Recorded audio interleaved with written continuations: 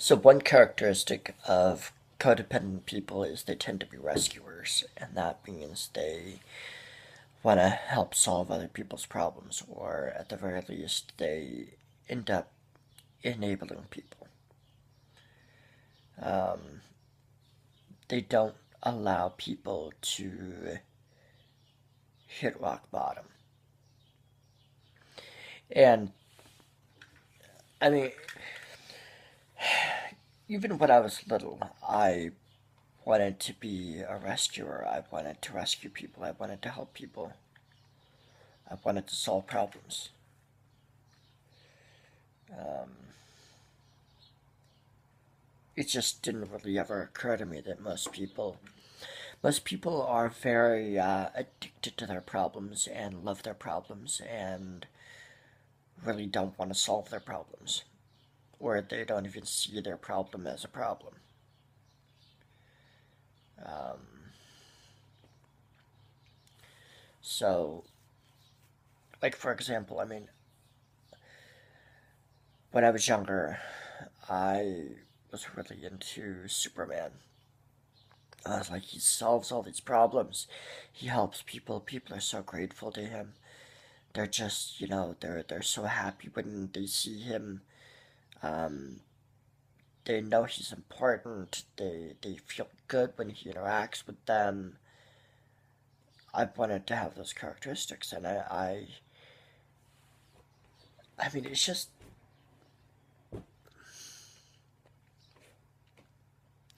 I mean, obviously I'm not Superman. Obviously I'm not. Um,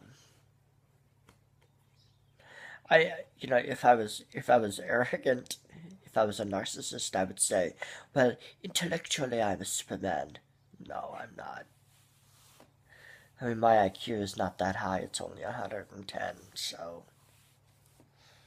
I'm not nearly as intelligent as I would like to be. Um, because a lot of it is. I mean, you can have a high intelligence and it can still be a hindrance, because it's like so many problems are created by people's confusion. And if somebody is confused about something, they're so in the problem, they can't see a way out. And most people, you walk up and you say, okay, here's how to solve the problem. And it's easy to say, saying is different from doing. Obviously, it's a lot harder to do. People can sit there and, it's easy to say, I want to lose weight, I want to go to the gym, I want to work out 3 days a week, all that. A lot harder to actually do that. Um, and it's not, I wouldn't even call it a cognitive dissonance. I would say that people are just, they're unmotivated and they're lazy and they get set in their ways and they get stuck in their thinking. They get stuck in a behavior pattern. They get stuck in their emotions. They feel a certain way. They're like, oh, I'm never going to change. I can't change. All that other nonsense.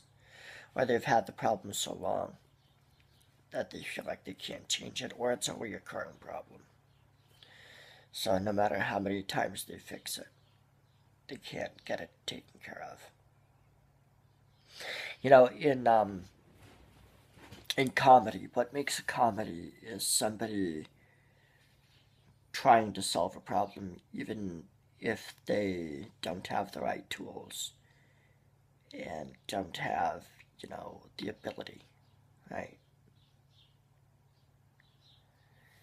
It's like, I mean, comedy is somebody trying to,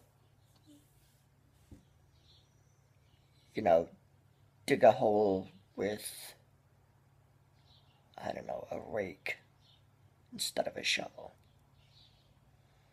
Or, you know, uh, something else, right? It's like, I'm going to use a hedge trimmer to dig a hole instead of a shovel. That's comedy. A drama is, the person has a shovel, they're trying to dig a hole, and somebody is, trying to get the shovel away from them. That's drama. Or stop them from the hell. I mean, it's. I hate to even have to explain this stuff because I would like to believe that everybody already knows the stuff that I'm talking about.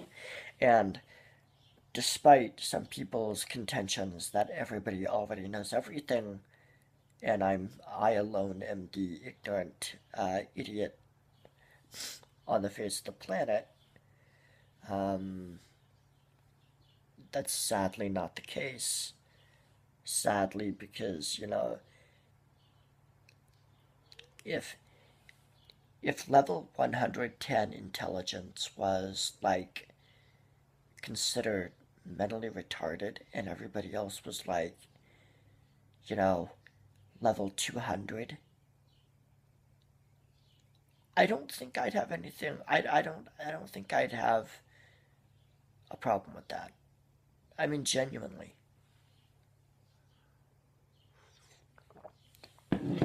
If it was me walking down the street and people would be like, well, there goes poor Corky. He's not that bright. He's only, his intelligence level is only 110. So he's gonna have some problems in life. But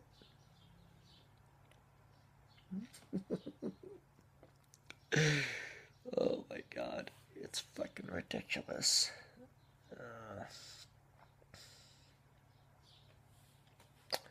well, and the thing of it is also you have to realize that when you're trying to rescue people, the people who need to be rescued are the people who are lower down the scale than you, right?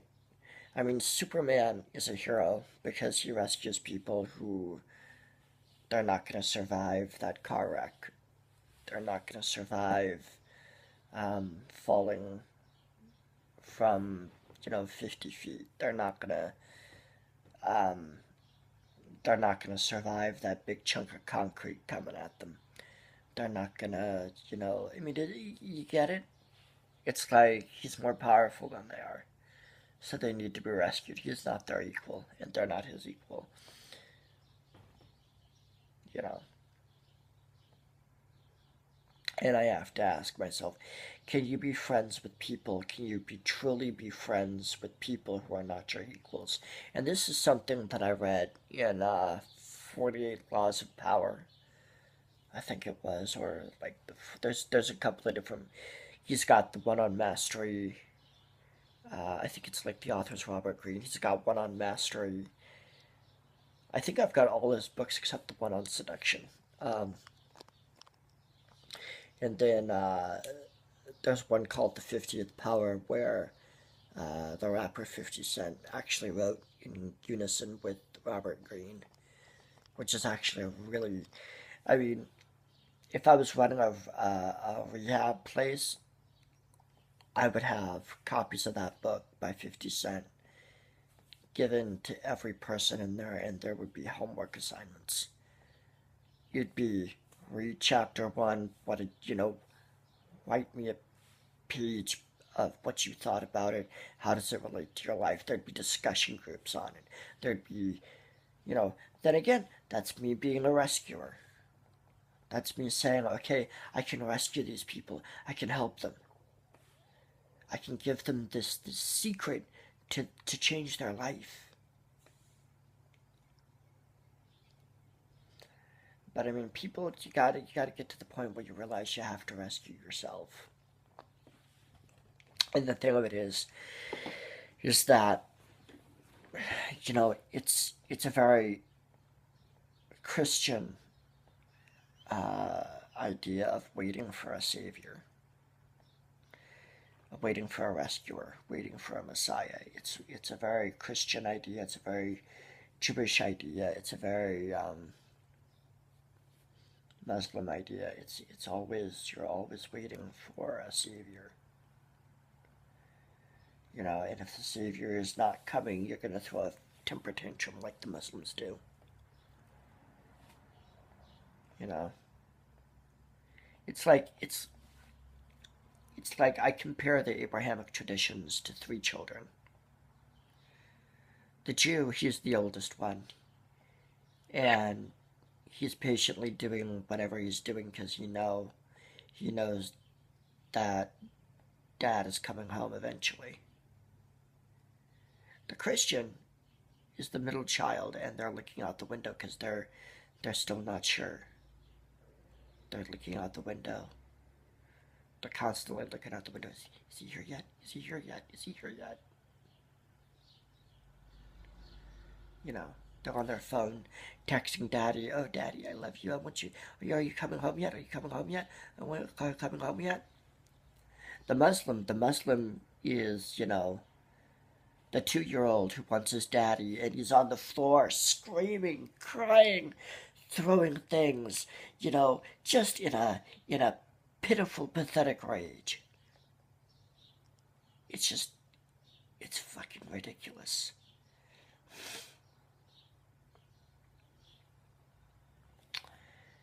You know, if there was a God, he would have saved some people, right?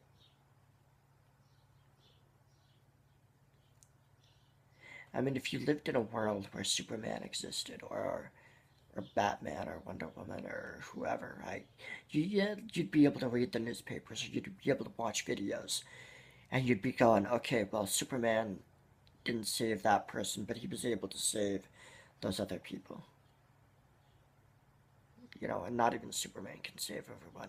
Not even Jesus could save everyone. Not even Buddha could save everyone, or any of these.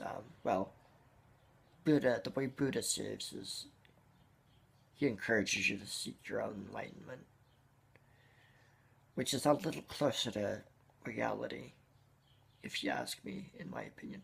No, I'm not Buddhist. I'm not an atheist either. But the only person I need to rescue is myself. The only person. Because, I mean, if I can't rescue myself, how can I rescue others? And, the dirty little lie when you're a codependent, when you become a codependent, is you're taught that you're incompetent, you're taught that you're weak, and you're encouraged by your society to be weak and incompetent. Because like in school, you're not taught how to start a business.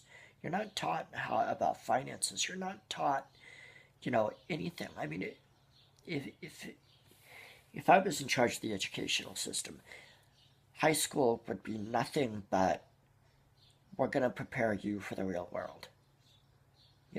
To hell with calculus, to hell with trigonometry. You can learn that shit in college if you're going to be a scientist or an engineer or a physicist or, hard science. If you need it, yeah, you're going to learn it. But if you don't need it, it's not necessary. We're going to teach you how to do real world physical stuff. You want to be an electrician? Like, here's how. Teach them, like the freshman year would be just basically showing them careers and all this other stuff. And then like the second year, okay, we're gonna start putting you into trade schools. We're gonna start teaching you what you want to learn, how to do different things, Because, I mean, your skills are going to be what saves you. If you don't know how to do anything physical, how are you going to make money? But the system is based on you being codependent. The system needs you to want it to rescue you. The system wants to be your savior. It wants you to think it's your savior when it's really not. And you know what's really fucked up? Is there's a lot of paradigms where something wants you to think it's your savior. And it's not. It's your killer. It's your murderer. It's your destroyer. And people are going to have to wake up to that pretty quick. Or, as a culture and as a species, we're going to go extinct pretty freaking quick.